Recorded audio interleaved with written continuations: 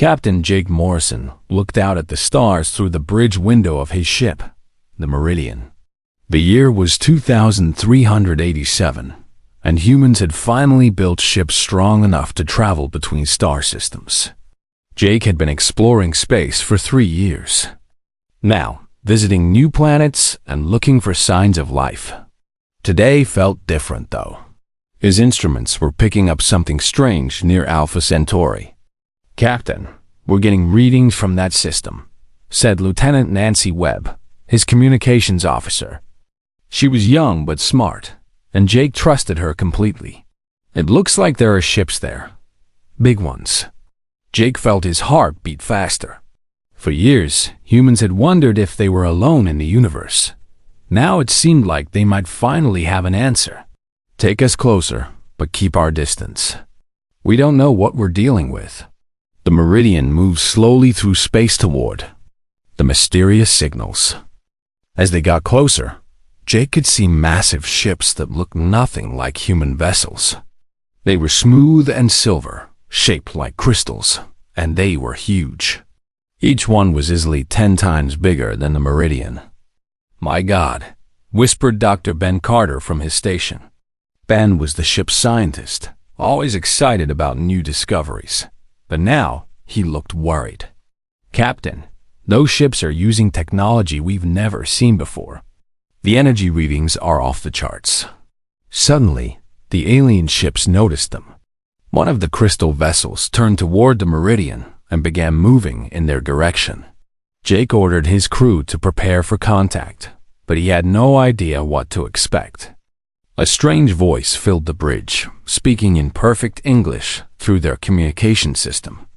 The voice was cold and mechanical, like metal scraping against stone. "Small vessel, you will identify yourself immediately. This space belongs to the Zephyrian Empire." Jake took a deep breath and stepped forward. This was the moment humanity had dreamed about for centuries. "This is Captain Jake Morrison of the human exploration ship Meridian. We come in peace, seeking friendship with other intelligent species." There was a long silence. Then the alien voice spoke again, and this time it sounded angry. "Humans, you are a primitive species that should not be traveling between stars. You will return to your home system immediately and never leave it again." Jake couldn't believe what he was hearing. These aliens, the Zephyrians, were telling humans to stay trapped in their own solar system like prisoners. "We cannot accept that demand. Space belongs to everyone. We have the right to explore and learn." The response came quickly and without mercy. "You have no rights. You are insects compared to the Zephyrian Empire. If you do not leave immediately, we will destroy you." Back on Earth, Commander Lisa Torres was in charge of humanity's first diplomatic contact team. She had spent years preparing for this moment, learning different languages and studying how to communicate with alien species. When Jake's message reached Earth, Lisa immediately tried to open peaceful talks with the Zephyrians. Lisa sent careful messages through quantum communication, explaining that humans only wanted to explore and learn. She offered to share human art, music, and science with the Zephyrians. She promised that humans would respect any territories the aliens claimed as their own. The Zephyrian response was brutal and simple. High Chancellor Crickstyle, the leader of their empire, sent back a single message: "Primitive species do not negotiate with their superiors. Submit or be destroyed." Dr. Ben Carter was still studying the alien ships when everything went wrong. His instruments detected massive energy buildups in the Zephyrian vessels. "Captain, they are charging weapons. Multiple ships are targeting us." Jake had only seconds to react. All power to shields. Evasive maneuvers. The Meridian twisted and turned through space as bright energy beams shot past them. The alien weapons were incredibly powerful, each blast capable of destroying his ship completely. "We can't fight them, Captain," shouted Nancy Webb over the sound of alarms. "Our weapons won't even scratch those ships." Jake knew she was right. The Meridian's small laser cannons were meant for mining asteroids, not fighting wars. Set course for Earth. Maximum speed. We need to warn everyone, but Jake's ship was too slow. More Zephyrian vessels appeared around them, surrounding the Meridian like hunters circling their prey. Jake thought this might be the end for him and his crew, but then something unexpected happened. Dr. Ben Carter was still recording everything his instruments detected about the alien ships. Even as energy beams flashed around them, Ben kept working, gathering data about Zephyrian technology and biology. His readings showed that despite their advanced weapons, the aliens had some interesting weaknesses. The Zephyrians seemed to have trouble making quick decisions. Their ships moved in perfect formations, but they couldn't adapt when the Meridian made sudden, unpredictable turns. Jake noticed this and began flying in crazy patterns that confused the alien targeting systems. They're not used to chaos, Ben said, reading his instruments. Their technology expects everything to follow logical patterns. When we act randomly, they can't predict what we'll do next. This gave Jake an idea. Instead of flying straight toward Earth, he flew toward a nearby asteroid field. The Zephyrian ships followed, but they had trouble navigating through the floating rocks. Human ships were built to work in messy environments like asteroid fields, but the crystal alien vessels seemed designed for open space. Jake managed to lose most of the alien ships in the asteroids, but he knew this was only temporary. The Zephyrians would soon figure out how to track them. Worse, Jake realized that if these aliens could find one human ship, they could find Earth itself. As the Meridian raced home with its terrible news, Jake knew that everything was about to change. Humanity was no longer alone in the universe, but their new neighbors wanted to destroy them. The peaceful first contact that everyone had dreamed about had become humanity's worst nightmare. The war that would change the galaxy forever was about to begin. 6 months had passed since Captain Jake Morrison's terrifying encounter with the Zephyrians. The news he brought back to Earth had changed everything. What started as humanity's greatest dream had become their worst nightmare. The aliens were not interested in peace or friendship. They wanted humans to disappear. Admiral Sam Rodriguez stood in the command center on Luna Base, looking at reports from across human space. The news was bad and getting worse every day. The Zephyrians had attacked the mining colony on Kepler 442b first, killing everyone there with a single blast from orbit. Then they destroyed the farming domes on New California, leaving 12,000 colonists dead. How many people have we lost so far? Sam asked his aide, Lieutenant Carl Brooks. Over 2 million, sir, Carl replied quietly. The aliens aren't taking prisoners.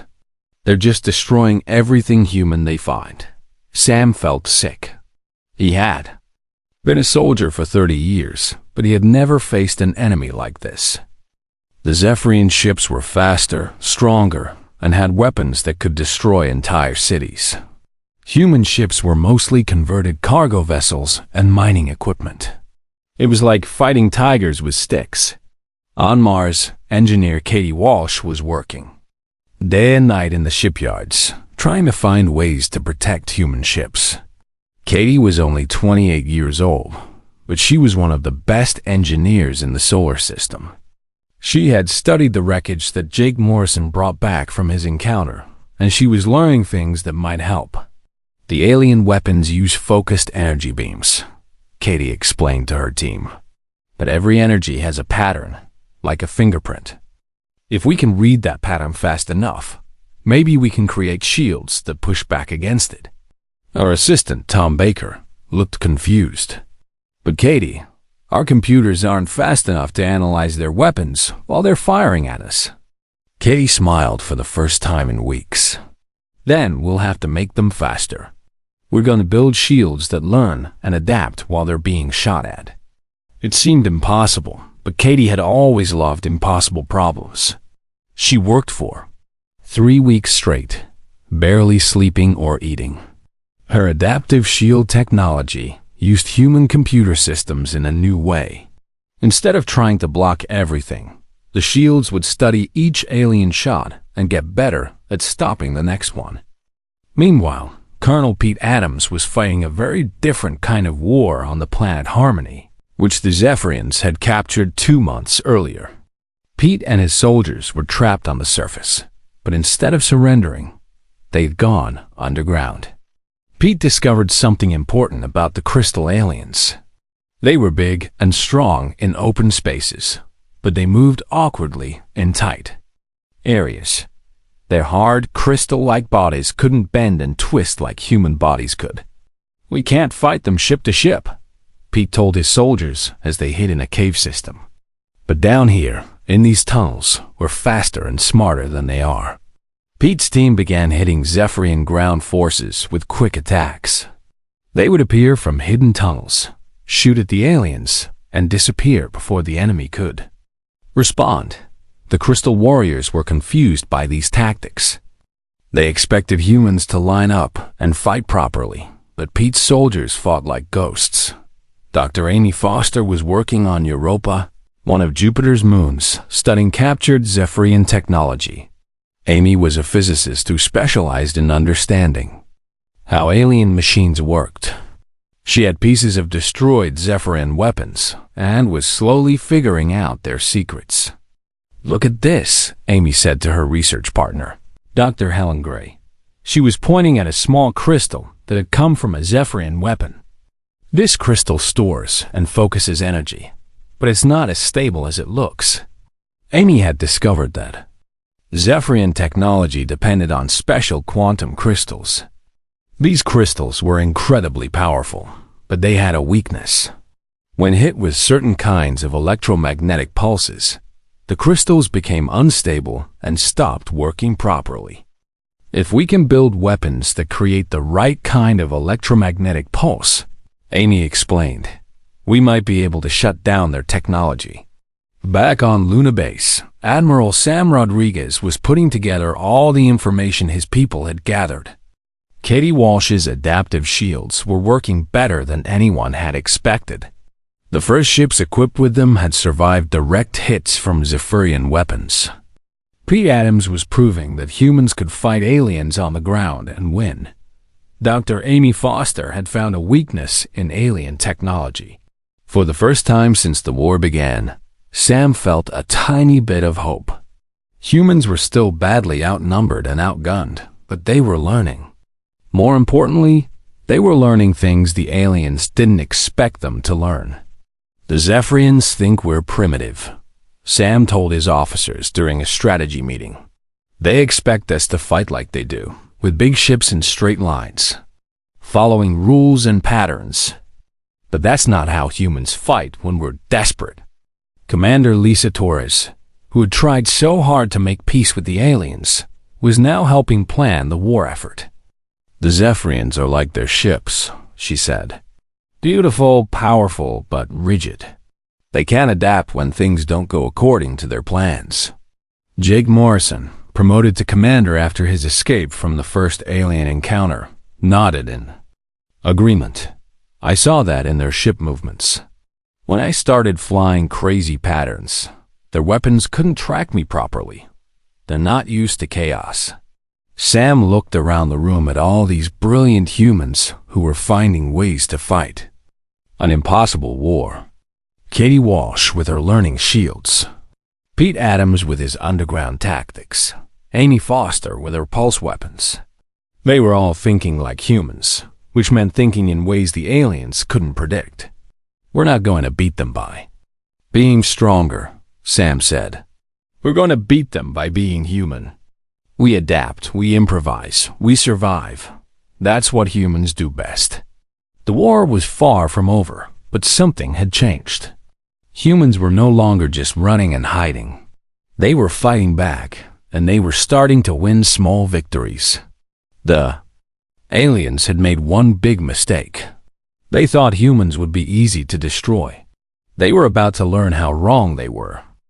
Commander Rick Stone floated in his fighter cockpit, Watching the ice rings around Saturn's moon tighten, Rick had been a pilot for 15 years, but he had never tried anything as crazy as what he was planning today. The Zephyrian fleet was coming to attack the human research stations around Saturn, and Rick's small squadron was all that stood between them and thousands of innocent people. "Blue Squadron, this is Stone," Rick said into his radio. "Remember, we're not trying to destroy their whole fleet. We just need to confuse them long enough for the stations to evacuate." Rick had studied the alien battle patterns for months.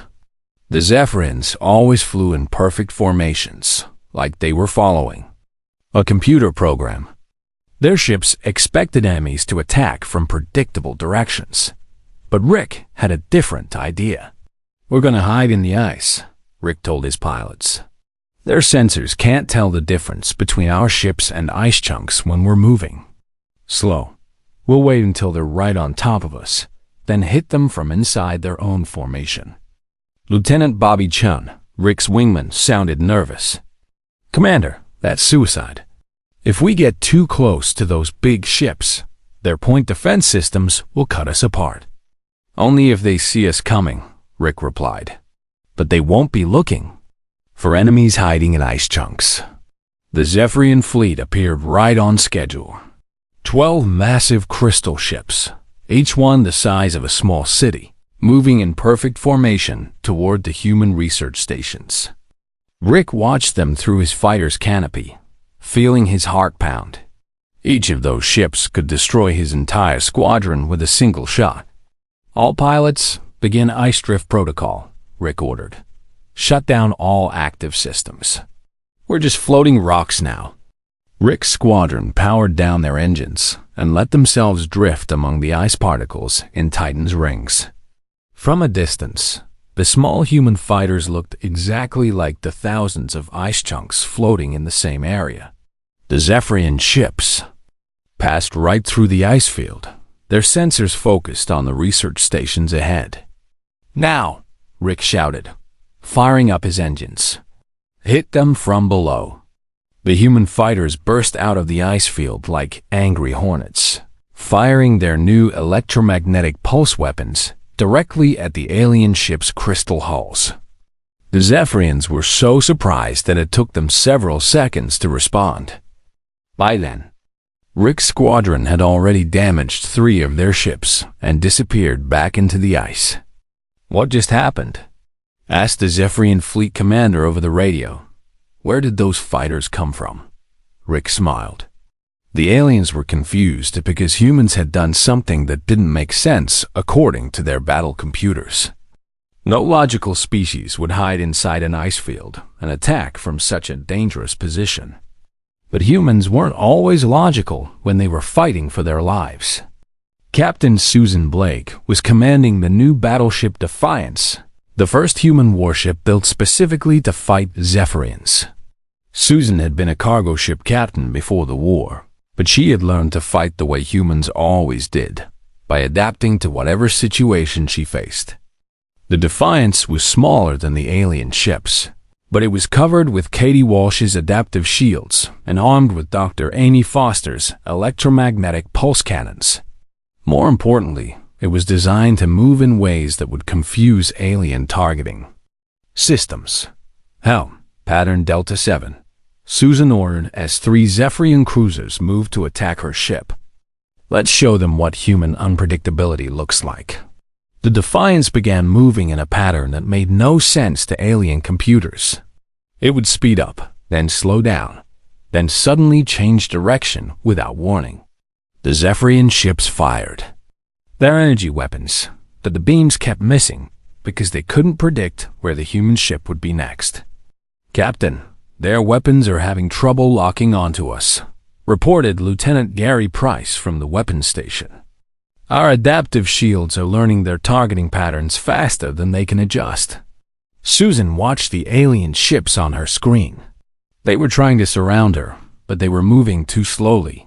The Zephyrians were like chess players who had to think about every move, while humans were playing a game where the rules changed every second.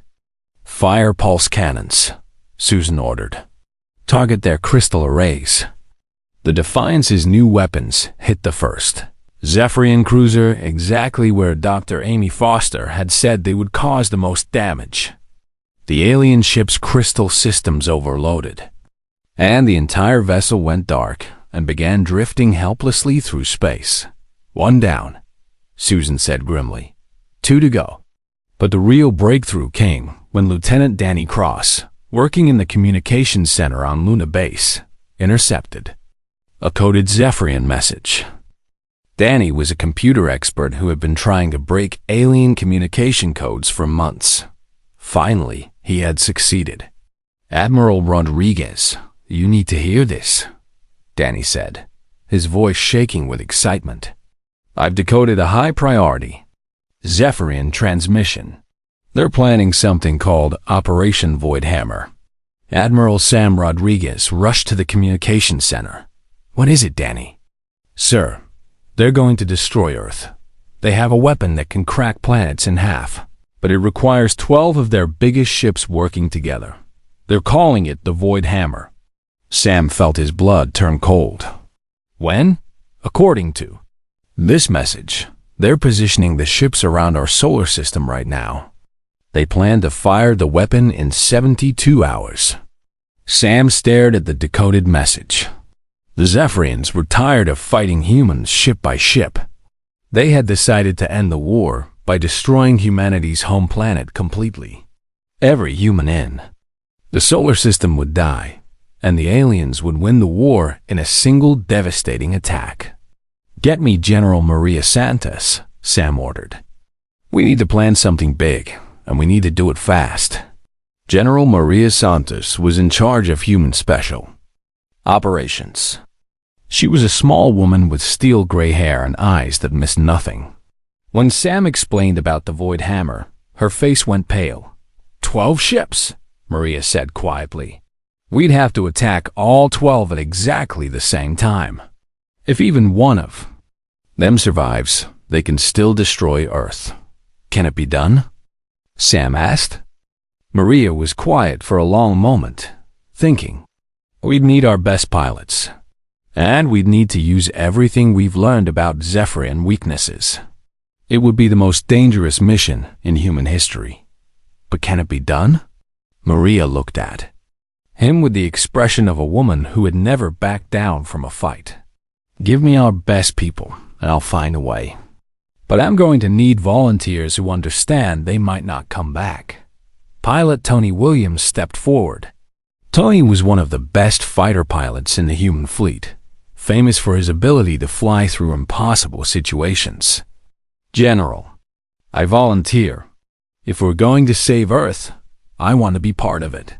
Within hours, volunteers were lining up for the mission. Everyone knew it was probably suicide, but everyone also knew that Earth's survival depended on them. The Zephyrians had made their biggest mistake yet. They had given humans something to fight for that was more important than their own lives.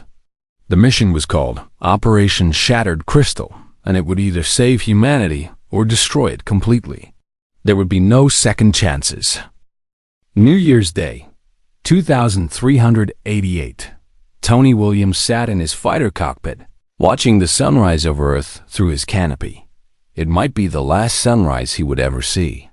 In 3 hours, Operation Shattered Crystal would begin, and Tony would lead a squadron of volunteers on the most dangerous mission in human history. "All pilots, this is Williams," Tony said into his radio. "Remember, we need to hit all 12 targets at exactly the same time. If even one Zephyrian mothership survives, they can still destroy Earth with their Void Hammer weapon." Tony looked around at his squadron. 24 of the best pilots humanity had ever produced, each one flying a fighter loaded with Dr. Amy Foster's new electromagnetic pulse charges. These weren't ordinary weapons.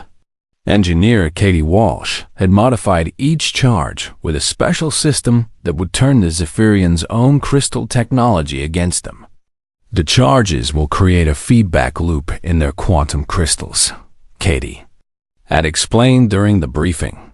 "When all 12 ships are hit at the same time, The crystals should overload each other in a chain reaction, but the timing has to be perfect. Admiral Sam Rodriguez's voice came over the radio from Luna Base. Operation Shattered Crystal is a go. All units, begin your attack runs. Good luck, and remember what you're fighting for. Tony pushed his fighter's engines to maximum power and began his dive toward the massive Zephyrian mothership floating near Jupiter. The alien vessel was so big that it had its own gravity field. Tony could see smaller Zephyrian ships swarming around it like insects, but he ignored them. His target was the mothership's crystal core. Meanwhile, Captain Susan Blake was commanding the battleship Defiance in the most important battle of her life. Her job was to keep High Chancellor Crickstill's flagship busy while Tony's squadron reached their targets. The alien flagship was the biggest ship anyone had ever seen, covered with crystal weapons that could destroy planets. All weapons, target their main gun arrays, Susan ordered. We need to keep them distracted. The Defiance began dancing around. The huge alien ship, firing its pulse cannons and moving in the crazy, unpredictable patterns that confused the Zephyrian targeting computers. Susan's crew had practiced these maneuvers for weeks, learning to work together like parts of a machine. Captain, they're trying to lock onto us with their main weapon, reported Lieutenant Gary Price from the weapons station. But our adaptive shields are holding. Susan smiled grimly. The aliens still didn't understand how human technology worked. Every time they fired at the Defiance, Kitty Walsh's adaptive shields learned more about their weapons and got better at stopping them. The longer the battle went on, the stronger the human ship became. Tony Williams was now diving through a cloud of Zephyrian fighter ships, dodging energy beams and missile blasts. His target was getting closer, but so were the alien defenders. Tony's wingman, Lieutenant Sarah Murphy, was flying right beside him, protecting his left side. Tony, you've got 3 fighters coming up behind you, Sarah called out over the radio. I see them, Tony replied. Just keep those pulse charges safe. Earth is counting on us. Tony twisted his fighter through a series of turns that would have been impossible for the rigid Zephyrian ships to follow. The alien fighters crashed into each other, trying to match his movements. Tony had always been the best pilot in the human fleet, but today he was flying better than he ever had before. All around the solar system, the other members of Tony's squadron were fighting their own battles. Lieutenant Mike Foster was attacking the mothership near Mars, flying through an asteroid field to avoid alien defenders. Commander Lisa Torres had volunteered to fly against the ship near Venus, using the planet's thick atmosphere to hide her approach. Each pilot was facing impossible odds, but they all knew that failure meant the end of humanity. They flew with the desperation of people who had nothing left to lose and everything to fight for. Dr. Ben Carter was monitoring the mission from his station on Luna Base, watching as the pulse charges got closer to their targets. Admiral, all squadrons are approaching their targets. Estimated time to impact is 30 seconds. Admiral Sam Rodriguez watched the tactical display showing all 12 battles happening at once. Human fighters were dying, shot down by alien defenders, but the survivors kept flying toward their targets. This was humanity at its best and worst, willing to sacrifice everything for the chance to survive. 20 seconds to impact, Ben Carter reported. All charges are still on target. Tony Williams was now so close to the Zephyrian mothership that he could see individual crystals in its hull. The alien ship's point defense systems were firing everything they had at him, but Tony flew through the energy beams like he was dancing. His fighter was hit several times, but the adaptive shields kept him alive. 10 seconds, Tony said into his radio. All squadrons, prepare for synchronized detonation. Captain Susan Blake watched from the Defiance as Tony's fighter released its pulse charge directly into the heart of the alien flagship. The charge looked tiny compared to the massive ship, but Dr. Amy Foster had promised that size didn't matter. It was all about hitting the quantum crystals at exactly the right moment. 5 seconds, Tony counted down. 4, 3, 2, 1, mark. All across the solar system, 24 electromagnetic pulse charges detonated at exactly the same instant. For a moment, nothing seemed to happen. Then the quantum crystals in the Zephyrian motherships began to overload. The chain reaction started slowly, with small flashes of light deep inside each alien vessel. But the flashes grew brighter and bigger as the crystals fed energy into each other. Within seconds, all 12 motherships were glowing like new stars. "It's working!" shouted Dr. Ben Carter from Luna Base. "The quantum cascade is spreading through their entire fleet." The Zephyrian ships began shutting down one by one as their crystal technology failed. Weapons went offline, engines stopped working, and life support systems flickered and died. The aliens who had seemed so powerful and unstoppable were suddenly helpless, drifting in space like broken toys. High Chancellor Crickstall's flagship was the last to fail. Captain Susan Blake watched as the massive vessel's lights went out and its weapons fell silent. The ship that had threatened to destroy Earth was now just a dead hulk floating in space. "This is Admiral Rodriguez to all human forces," came the announcement over the radio. "Operation Shattered Crystal is a complete success. The Zephyrian fleet has been neutralized. Earth is safe." Tony Williams managed to guide his damaged fighter back to the Defiance, where Captain Susan Blake's crew pulled him aboard. Tony was wounded and exhausted, but he was alive. Most importantly, he had helped save humanity from extinction. Colonel Pete Adams, who had been fighting on captured alien worlds, reported that Zephyrian ground forces were surrendering everywhere. Without their technology, the Crystal Warriors were no match for human soldiers who had learned to fight dirty and win. Dr. Amy Foster's research had been perfect. The electromagnetic pulse charges had not only disabled the Zephyrian ships, but it also made it impossible for them to repair their technology. The aliens who had once seemed invincible were now completely defeated. The war that had started with humanity as the underdog was ending with the most complete victory in galactic history. High Chancellor Crickstall floated in the broken command center of his flagship, surrounded by dead crystal technology and the bitter taste of defeat. The proud leader of the Zephyrian Empire had never imagined that primitive humans could destroy his mighty fleet. Now his ship was dark and powerless, drifting helplessly through space near Earth. Admiral Sam Rodriguez received the surrender message 3 days after Operation Shattered Crystal. The message was simple and filled with shock. The Zephyrian Empire requests immediate ceasefire. We surrender unconditionally to human forces. Sam could hardly believe what he was reading. The aliens who had seemed so powerful and arrogant were now begging for mercy. But Sam was not the kind of man who enjoyed victory over defeated enemies. He was already thinking about what would come next. "Prepare a boarding party," Sam told his officers. "We're going to accept their surrender in person." Captain Susan Blake commanded the team that boarded Crickstall's flagship. Susan had fought the aliens for months, but seeing them up close was still strange. The Zephyrians were tall and thin, with bodies that looked like they were made of living crystal. Without their technology, they seemed fragile and afraid.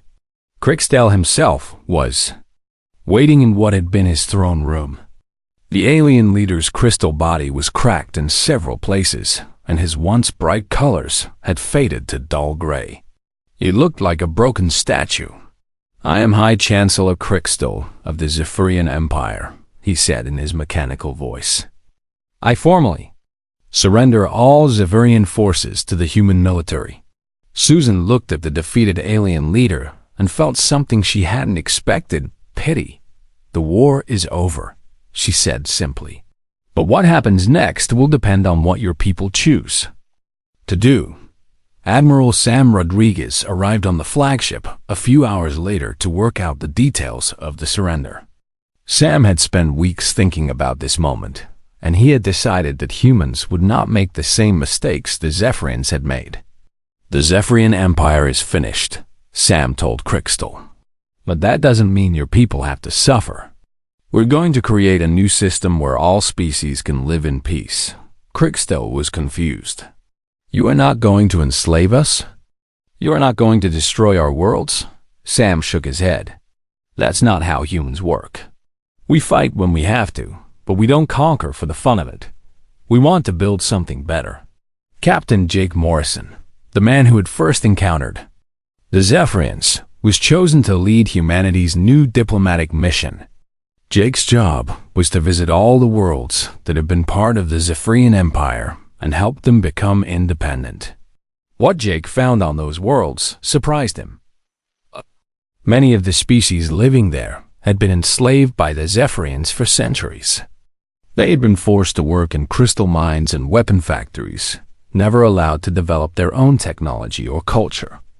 On the planet Vega Prime, Jake met with a delegation of blue-skinned aliens called the Nexari. Their leader, a woman named Zira, could barely speak because she was crying with joy. "For 300 years, we have dreamed of freedom," Zira said. "The Zephyrians told us we were too primitive to rule ourselves. But you humans, you came and broke their power. You are our heroes." Jake felt uncomfortable being called a hero, but he understood why these aliens felt that way. "You don't need heroes," he told Zira. "You need the chance to build your own future. That's what we're here to help you do."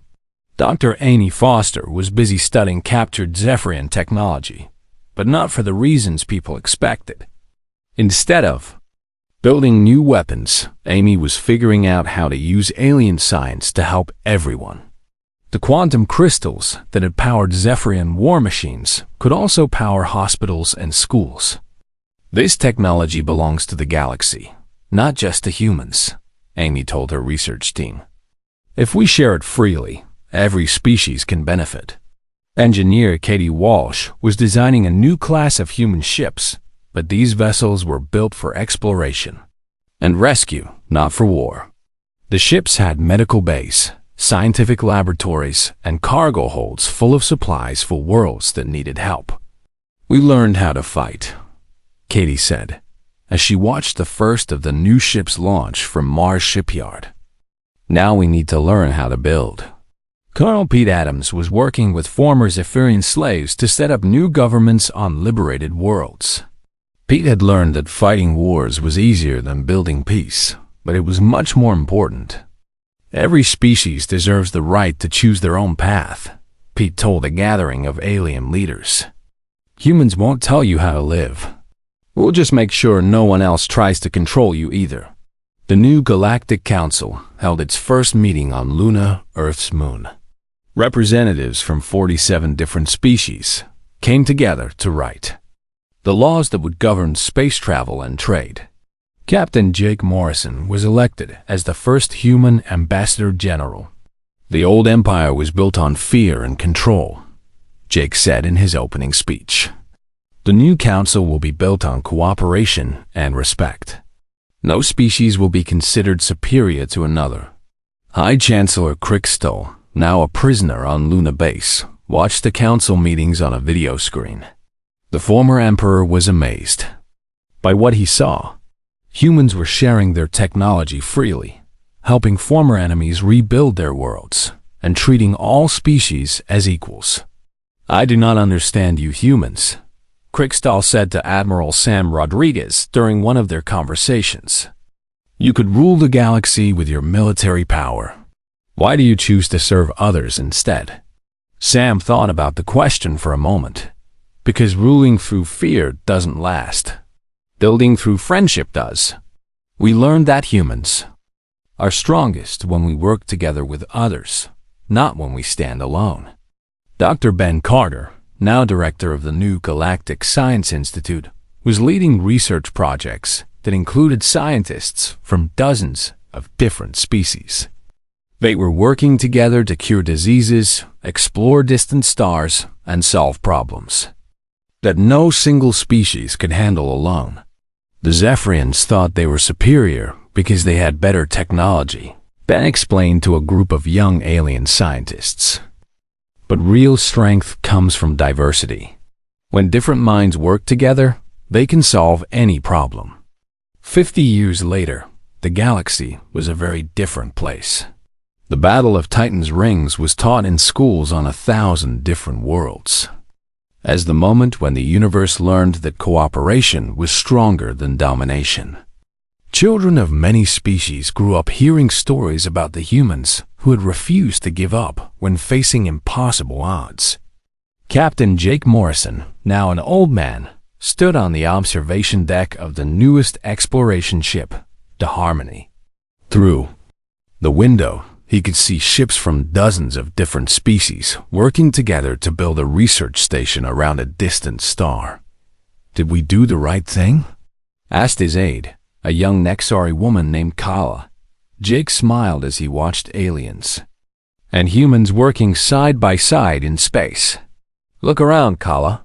What do you think?" The war that had started with humanity as the underdog had ended with humans teaching the galaxy that the greatest victory was not conquering your enemies, but turning them into friends. The Zephyrians had been powerful, but humans had been something more important. They had been wise. And in the end, wisdom had changed everything.